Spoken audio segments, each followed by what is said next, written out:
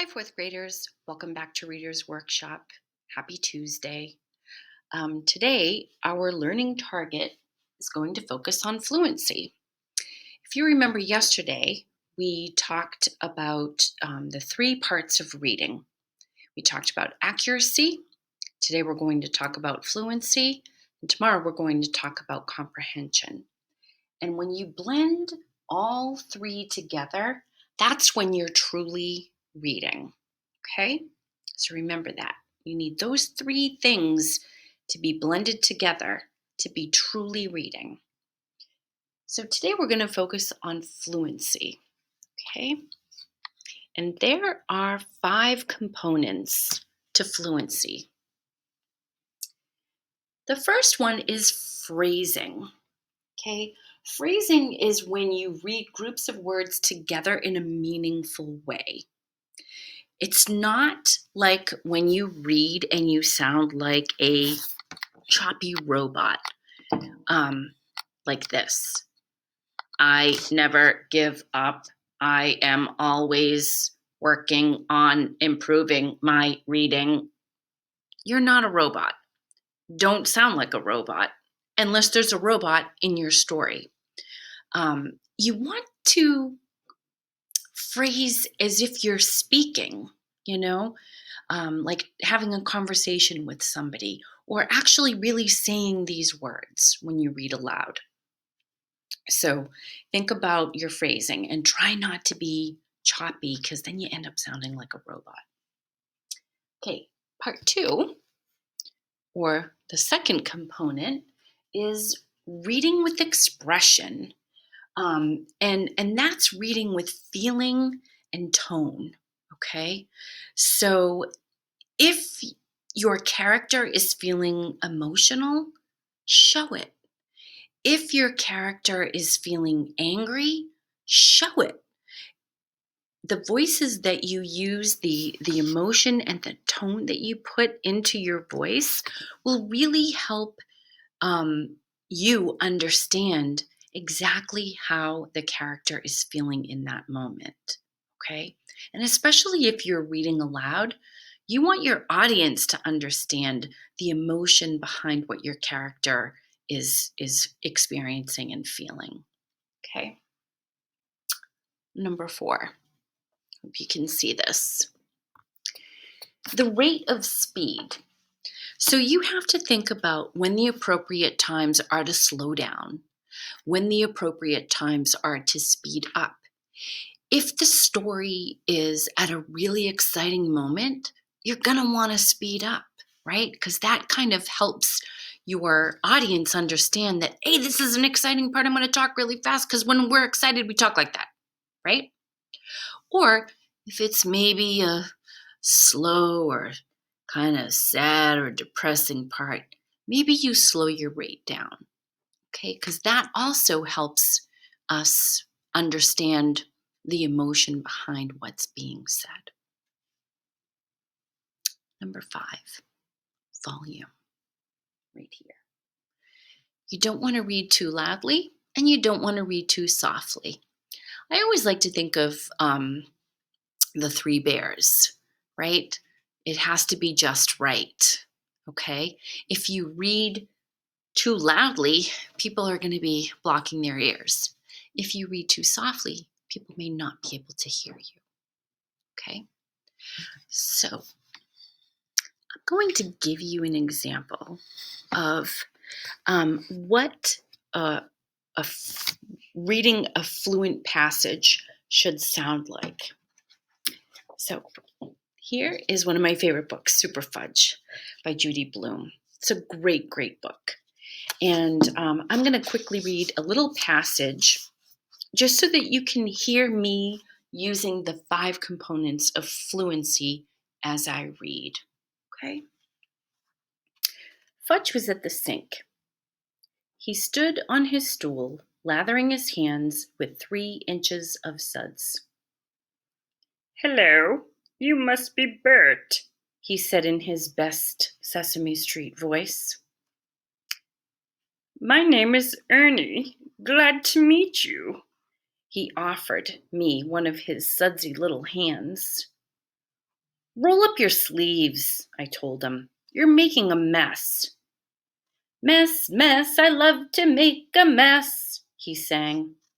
We know, I sang back. I ran my hands under the faucet and dried them on my jeans. When we got to the table, Fudge arranged himself in his chair.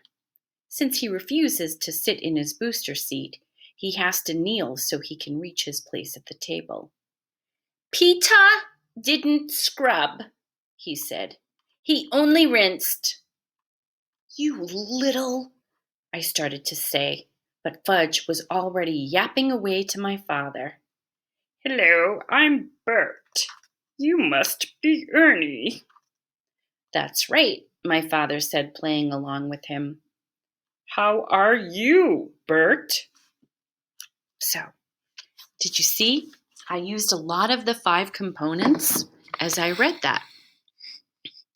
My phrasing, I didn't sound choppy and like a robot. I was very sure to use good flow and group words together so that it sounded smooth. Expression. I read with a lot of expression and I used, tone in my voice. I definitely attended to punctuation. I stopped and took a breath where there was a period, a slight pause where there was a comma. I yelled when there was an exclamation point or raised my voice. And if there was a question mark, I would have, raised my voice at the end a little bit like you do when you ask a question. My rate of speed, I think, was a pretty good rate. There wasn't anything too exciting happening, right? So my rate was pretty steady. And my volume, I wasn't too loud or I wasn't too soft. And I got loud at a moment where Peter got angry. So, okay. So today, your practice is going to be, you're going to pick a favorite part of your book, whether it's a sentence, a paragraph, or a page. You're going to practice each component as you read. So you're going to read 5 times. You're going to read your sentence, your paragraph, or your page a total of 5 times. The first time, you're going to focus on paraphrasing. Okay? Read the whole thing, not paraphrasing, phrasing. Focusing on your phrasing, reading groups of words together in a meaningful way. So again, making sure that you're not reading very choppily. Okay. Then you'll do the next component. Try reading with expression and feeling, and so on and so forth. So a total of 5 times you'll be reading through, focusing on each component. Then you need to think about which component was easiest. Which one of these 5 were easy for you? Which were the hardest ones? Which one did you kind of struggle with that you really had to stop and practice? And based on which one is the hardest, or ones are the hardest, you're going to write a fluency goal for the school year. Something that you want to work on when it comes to fluency. One of the 5 components that you feel you need to practice more and more. Okay? And you're going to write that in your writing slide. What your fluency goal is for the year. Okay.